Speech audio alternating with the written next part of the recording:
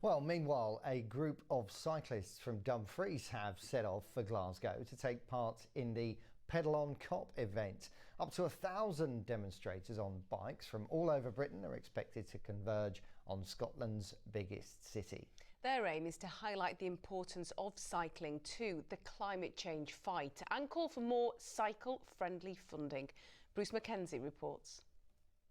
Over the last few days, we've spoken a lot about COP and how it matters and why it matters to people across the border region. Today, this group of cyclists are making the 77-mile journey to Glasgow to make sure their voices are heard as they talk about active travel and pedal on COP.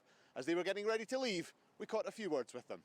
Well, it's just been really disappointing to hear that they're just not talking about cycling or active travel or even public transport when they're talking about transport emissions. So we're here to kind of bring our voice to the table and say, look, there's a solution here that's waiting, that's ready. We can't wait for everybody to get an electric car. We've got to start getting people out of their cars and using different means of travel already. We've had this perfect tool for fighting climate change for so long, and yet we're looking to sort of new technology to save it. We've had this technology for so long, let's use it. OK, well, talking of technology, we'll move over now to Vicky, who's going to be doing the cycle on an e-bike. Vicky, how long have you had the bike and how have you found the move to the e-bike? Well, I started with e-bikes about 5 years ago. This is actually now my second one. I can honestly say I wouldn't be cycling if it wasn't for an e-bike. I tried cycling normally, I'll take my hats off to the other guys, but I'd left it too long and I wasn't fit enough. So I bought an e-bike and found I covered, over 12,000 miles on it. And from what Sally was saying, these really are a game changer in personal travel, because they take away the hills. They don't take all the effort away, you still get fit.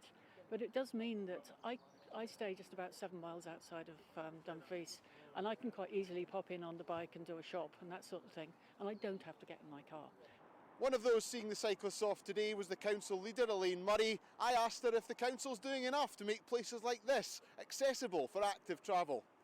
I think we can always do more, and one of the things that I would like to see is an escalation of the introduction of 20-mile-an-hour zones, which obviously came in the borders and have been quite successful. And we're keen to have a look at things like that, which will make it easier for people to be able to cycle, in our towns and smaller communities. So yes, I think we have done a fair amount in partnership with people like Sustrans, but I think there's probably always more that you can do to encourage people not to use the car and to walk or to cycle instead.